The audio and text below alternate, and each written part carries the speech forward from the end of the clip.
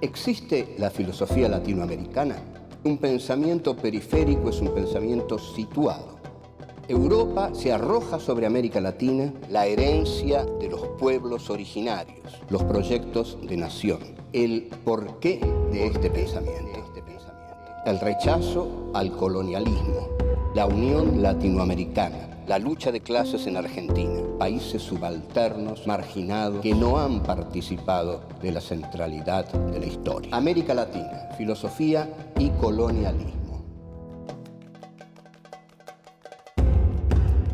Encuentro 11. El marxismo en América Latina. 1. El problema colonial. 2. ¿Quién lamenta los estragos? 3. La trágica impotencia. 4. Las leyes de la historia y la necesariedad.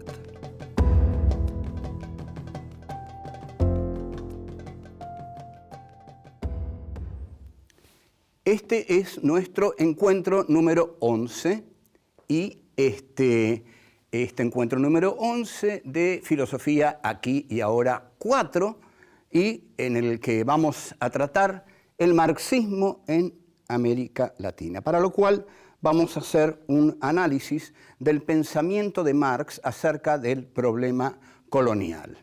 Voy a decir que Marx en realidad, en mi concepto, no se ha lucido en cuanto al análisis del problema colonial, pero estaba bastante condicionado por su formación hegeliana para no lucirse en esta cuestión, sino para entenderla más bien digamos, equivocadamente.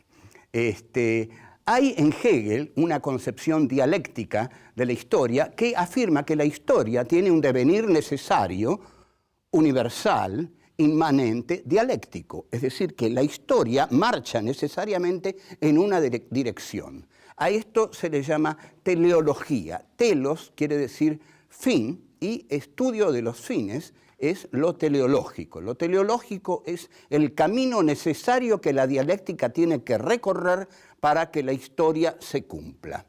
La historia, cuando toma Marx esta dialéctica, Marx va a insistir mucho en que la historia crea a los propios sepultureros de aquellos movimientos históricos que la han encarnado en determinado momento. Esto en Hegel estaba. Hegel había afirmado que había determinados momentos históricos que devenían lo que Hegel llamaba positivos, es decir, positivos en el sentido de no tener ya un posible desarrollo.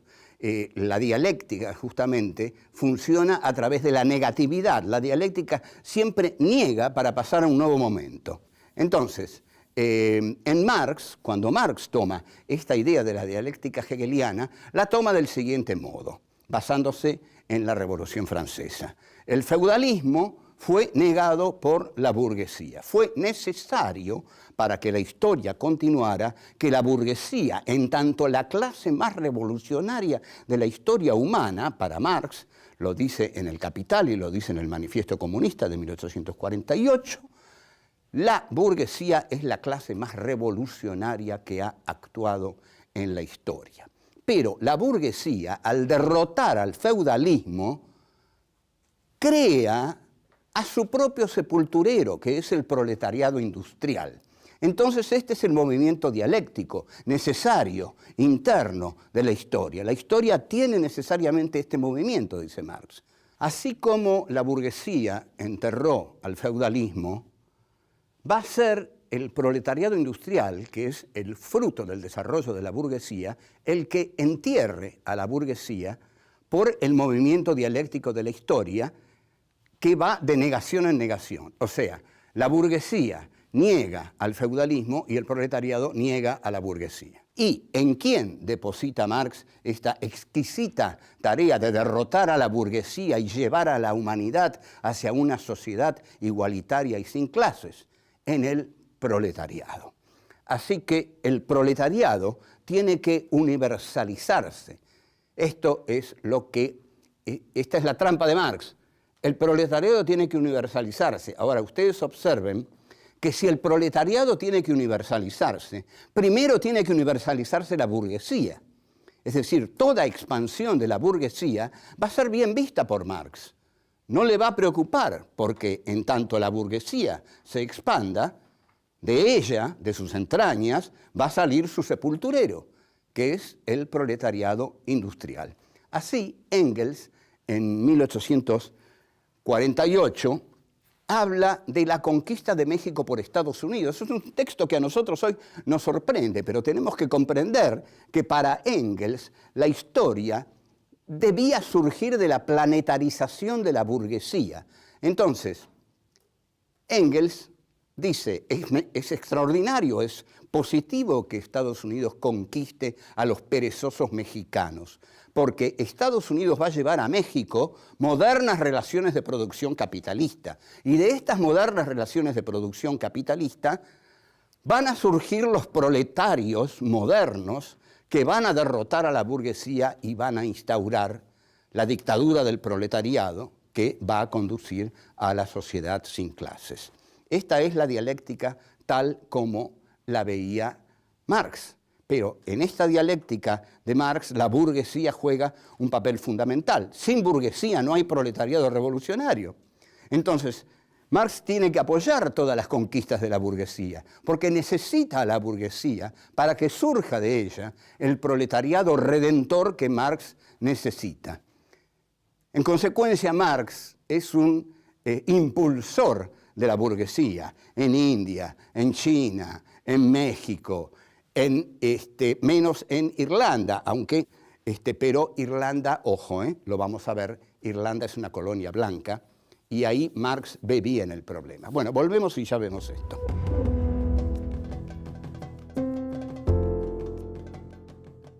Es tan fuerte el pensamiento dialéctico de Marx que justifica hasta los horrores del progreso. Y ojo, el pensamiento colonial de Marx forma un corpus muy importante en su pensamiento. No son 2 o 3 artículos sueltos. Pero cuando termina el artículo La dominación británica en la India, para justificar los estragos que Inglaterra ha hecho en la India, cita a Goethe, y el texto de Goethe es ¿quién lamenta los estragos si los frutos son placeres? No mató a miles de seres Tamerlán en su reinado. O sea, hay aquí una justificación de la barbarie en tanto progreso. Si la barbarie implica un progreso, justificada está. O sea, a pesar de todos sus crímenes, Inglaterra es un instrumento del progreso. Un instrumento inconsciente, porque la burguesía cree que está triunfando, según Marx, la burguesía cree que está triunfando y dominando el mundo, pero en realidad, para Marx, la burguesía está creando la obra maestra que la va a destruir y que es el proletariado. Esto no pasó así, digamos, esto, bueno, lo sabemos, pero no vamos a dejar de reconocer que hay otros textos de Marx sobre el colonialismo que implican un reconocimiento mayor. Por ejemplo, para ser libre en su casa, John Bull necesita esclavizar a los pueblos que están fuera de las fronteras de su estado. Analicemos esta frase. Para ser libre en su casa, John Bull, o sea, Inglaterra, necesita esclavizar a todos los otros pueblos que están fuera de su casa. Esto es el colonialismo, esto es el imperialismo. Y esto recuerda una gran frase de Jean-Paul Sartre en el prólogo a Fanon, donde dice, Europa se ha hecho a sí misma fabricando esclavos y monstruos. Ahora, en el pensamiento de Marx también, quienes intentan defenderlo con toda buena fe, porque hay muchos que tienen, por supuesto, una relación pasional con Marx. Yo la tuve en algún momento, lo que pasa es que ya no tengo relación pasional con ningún filósofo. Pero tratan de defender a Marx diciendo, bueno, pero está la cuestión irlandesa, Marx entendió bien la cuestión irlandesa. Sí, Marx entendió bien la cuestión irlandesa, pero tengamos en cuenta que Irlanda era una colonia blanca. Y Marx entonces dice, La liberación de Inglaterra depende de la liberación de Irlanda, porque se da cuenta que Inglaterra, al explotar a Irlanda, compra a su proletariado interno, ¿no? Pero no ve que en la explotación colonial ocurre lo mismo. Es por la explotación colonial que Inglaterra puede comprar a su proletariado interno. Ahora, en la cuestión irlandesa sí lo ve.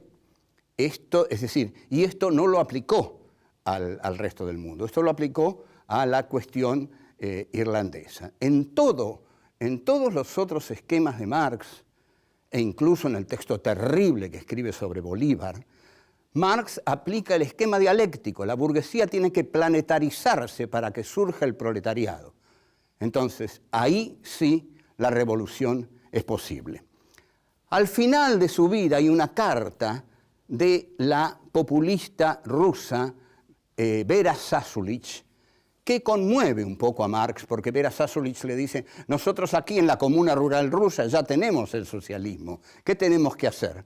¿Esperar 50 años de horror de la burguesía para entonces realizar la revolución? Y Marx se siente algo confundido y bueno, y le dice, no hay que tomar el capital como una teoría necesaria del desarrollo de la historia. No hay una fatalidad histórica, dice Marx. Pero en realidad la carta a Vera Zasulich es una carta, mientras que todos los textos de Marx son un corpus, e incluso en el Capital Marx cita estos textos avalándolos en su obra mayor, en su obra más trascendente. En suma, hay cosas que Marx no vio. La expansión colonial resultó retrógrada, resultó infamante para todos los países en los que penetró. No implicó progreso, implicó un atraso catastrófico. Entonces, por otro lado, lo que esencialmente no vio fue que la teoría de la dictadura del proletariado a través del Estado iba a generar dictaduras sanguinarias como, por ejemplo, las de Stalin.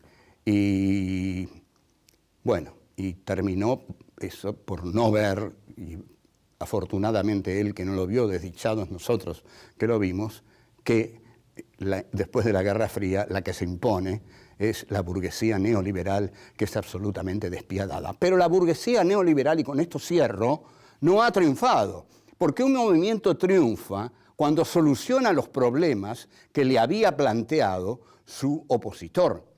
Y el neoliberalismo no ha solucionado ni el problema de la desigualdad, ni el problema del hambre, ni el problema de la explotación. Al contrario, los ha agravado enormemente. O sea, Marx todavía tiene vigencia.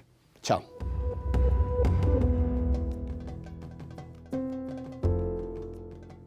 Contrariamente a José Carlos Mariátegui, de quien habíamos rescatado el nacionalismo, por supuesto, peruano, que late en las páginas de su libro Los 7 ensayos, los marxistas argentinos trasladan mecánicamente los esquemas de Marx, sobre todo los del Manifiesto Comunista, y bueno, y algunos otros, no tanto los del Capital, porque bueno, les costaba más leer el Capital, pero bueno, sí, algunos han leído el Capital, pero quien más inteligente ha sido, y que sin duda no le niego que haya leído el Capital, es en trasladar estos esquemas de Marx, fue Milcíades Peña, en una serie de libros que son muy valiosos, porque por algo uno ha polemizado con ellos, pero en Peña se da la perfecta traslación del pensamiento de Marx a la realidad argentina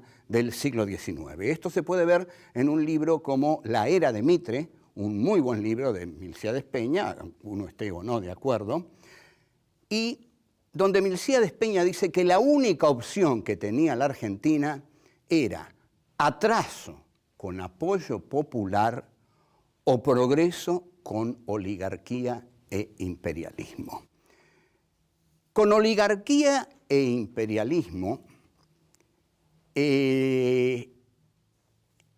el avance, digamos, el progresismo era inevitable, pero se hacía a expensas de recibir el capital británico.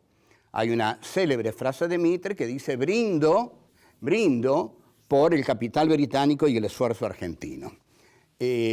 Ahora, hay un movimiento popular en todo el interior argentino, que es el movimiento federal, que en determinado momento llega a tener un gran poder en las figuras de Felipe Varela, Justo José de Urquiza y el Paraguay, que Milcíades Peña valora enormemente el Paraguay porque dice que es el único intento autónomo de desarrollo que hubo en América Latina. Este movimiento de resistencia del interior mediterráneo, Urquiza y el Paraguay, fracasa por varias causas. Urquiza, ante todo, traiciona en la batalla de Pavón, y los caudillos federales son barridos a sangre y fuego luego de esa batalla de Pavón, en una guerra de policía que Mitre declara a las provincias, y la oligarquía argentina se entrega así a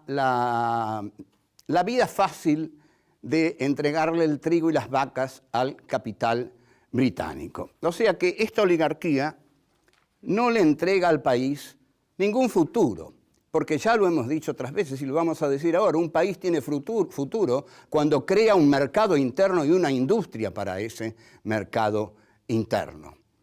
Ahora, preguntemos, ¿qué podía hacer Ángel Vicente Peñalosa? ¿Qué podía hacer Felipe Varela? ¿Qué podía hacer Juan Facundo Quiroga? Bueno, podían hacer muchas cosas. El interior, pocos países de América Latina tuvieron una riqueza en el interior. El interior, está muy bien dicho el interior, porque este país miró siempre para afuera, porque la gente de las provincias no quiere que le digan el interior, y el interior es mirar para adentro.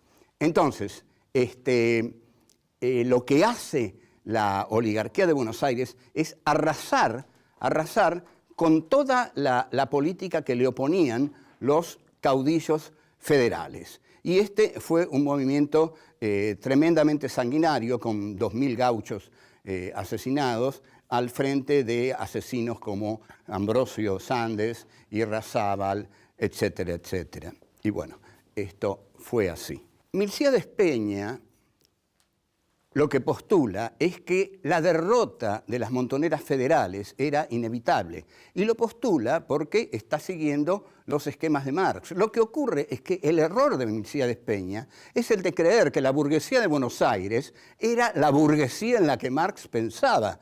Pero Marx pensaba en otro tipo de burguesía, en una burguesía dinámica, creadora, industrial, que iba a generar proletarios. La burguesía argentina no generó nada, vivió de la abundancia fácil. Entonces, Milcíades Peña va a decir: hay una trágica impotencia de las montoneras. Aunque Felipe Varela se hubiera instalado en el fuerte de Buenos Aires, no hubiera podido hacer otra cosa más que la que hizo Mitre. Su derrota a manos de la oligarquía era inevitable. No hay nada inevitable en la historia, pero digamos que Milcíades, aferrado a la necesariedad dialéctica de Marx, cree, aunque lo odia a Mitre y lo detesta, pero sin embargo cree y lo justifica, y dice que Mitre es la necesariedad histórica porque implica la relación de la burguesía argentina con el Imperio Británico. Entonces, este factor capitalista para Peña va a ser progresivo, mucho más progresivo de lo que pudieran imponer las montoneras del interior. Tampoco piensa en una posible conciliación entre el interior y Buenos Aires que hubiera dado otro país. Pero, sin embargo, Marx, habrá pensado Peña, habría aplaudido el arrasamiento de la barbarie gaucha a manos de la civilización de la élite cultural de Buenos Aires. No olvidemos que importan los estragos y los frutos son placeres. No mató a miles de seres Tamerlán en su reinado. No mató a miles de seres el general Mitre en su reinado, y Domingo Faustino Sarmiento, que en mi defensa dice: ahora verán ustedes al militar, al asesino. estoy hablando, sin embargo, del gran autor de Facundo. Pero el gran autor de Facundo celebró que hayan puesto la cabeza de Ángel Vicente Peñalosa en una pica. Es decir, la crueldad de Buenos Aires en su campaña punitiva en el interior después de la batalla de Pavón fue escalofriante y el arrasamiento del Paraguay fue un genocidio, 600.000 muertos. Hasta luego.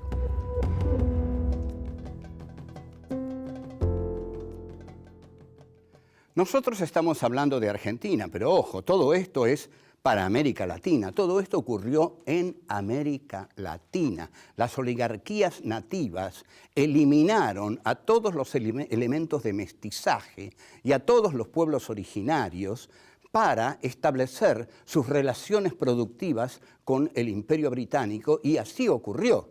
Así ocurrió la desunión completa de América Latina, porque fue un gran triunfo de la diplomacia británica y las oligarquías nativas. Entonces, aquí, en una novela que escribí, que publiqué en 1990, La astucia de la razón, hago un encuentro ficcional entre Karl Marx y Felipe Varela. ¿Cómo es la cosa? Una hora antes de la batalla de Pozo de Vargas, Marx aparece en el campamento de Varela. Bueno, y Varela le dice: don Marx, qué alegría, qué honor tenerlo por aquí. Pero bueno, no crea, dice Marx, porque vengo a decirle que por favor no presente batalla, porque el triunfo de la civilización que representan los Taboada por estar unidos a Buenos Aires es inevitable. Usted, en la batalla que va a dar, don Varela, va a ser derrotado. Y Varela le dice: ¿y por qué voy a ser derrotado? Porque hay leyes de la historia, le dice Marx. Hay leyes de la historia, y las leyes de la historia dicen que ese ejército que usted tiene enfrente, al representar a Buenos Aires, representa el progreso, porque Buenos Aires representa el progreso en este país. Y si nos matan a nosotros, a los gauchos, dice Varela, ¿quiénes van a venir a reemplazarnos, a pelear contra Mitre, por ejemplo? No, dice Marx. Cuando a ustedes los derroten, la burguesía de Buenos Aires va a instaurar su poder por todo Buenos Aires, y ahí van a surgir los proletarios revolucionarios que van a liquidar a esa burguesía. Ajá, dice Varela, usted va a ver que a sus proletarios revolucionarios le van a decir lo mismo, le van a decir: no peleen, es inútil, no peleen. Bueno, y se dan un abrazo, es muy emotivo el encuentro, y Marx se va, y Varela le dice: ¿cómo, no se queda a ver la batalla? No, dice Marx, ya sé el resultado. Bueno, esto lo que muestra es que había en Marx una concepción determinista en este aspecto. La dialéctica lo traicionó, porque la dialéctica le hizo ver el necesario triunfo histórico de la burguesía. La dialéctica le hizo ver que la burguesía tenía que triunfar en todas partes para que surgiera el proletariado revolucionario que iba a liberar a los hombres en todo el mundo. Para Marx, entonces, Felipe Varela representaba un orden arcaico, un orden precapitalista, mientras que Mitre, al estar aliado a la Europa capitalista, representaba el rostro más progresivo en la República Argentina. De modo que Marx, igual que Milcíades Peña, aunque con dolor, aunque diciendo qué pena cómo mataron a todos los caudillos, cómo fue arrasado el interior, y Peña se conduele más por la situación del Paraguay, pero en el mismo esquema de Marx, ¿no? Cuando dice, bueno, qué pena todo lo que ha hecho Inglaterra en la India, pero igual, qué pena, pero no hay más remedio, porque la historia tiene que avanzar así. Así avanza la dialéctica. Así avanza la dialéctica. Hay una necesariedad. Cuidado entonces con las necesariedades en la historia. Walter Benjamin, en sus tesis sobre filosofía de la historia, texto excepcional, hermético pero excepcional, dice: nada perjudicó más a la clase obrera alemana que pensar que nadaba a favor de la corriente. No se nada nunca a favor de la corriente.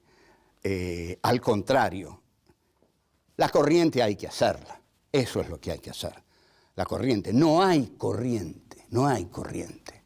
La corriente tiene que ser construida militantemente por los pueblos de América Latina. Y quizás estamos viendo algo de eso, ojalá estemos viendo algo de eso, pero no hay corriente en la historia, nada está determinado, nada está escrito. Lo único que es real es que los pueblos son los que escriben su propia historia y también los enemigos de los pueblos escriben su historia y por eso muchas veces masacran a los pueblos. O sea que la lucha por la libertad de los pueblos es la lucha contra los opresores de los pueblos. Esa lucha no está garantizada, no implica un triunfo ya necesario, sino que siempre tiene que hacerse. Y ahí, mejor que los mártires, son los luchadores. Mejor que los muertos son los vivos.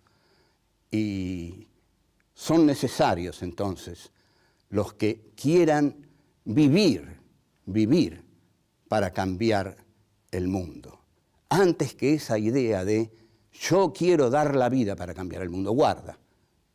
Mejor digamos, yo quiero vivir para cambiar el mundo. Es una óptica nueva, pero creo que mucho más positiva porque exalta el valor de la vida y niega la glorificación de la muerte que tanto daño hizo al menos en este país.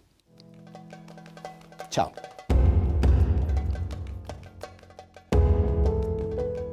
La expansión colonial resultó retrógrada, resultó infamante para todos los países en los que penetró.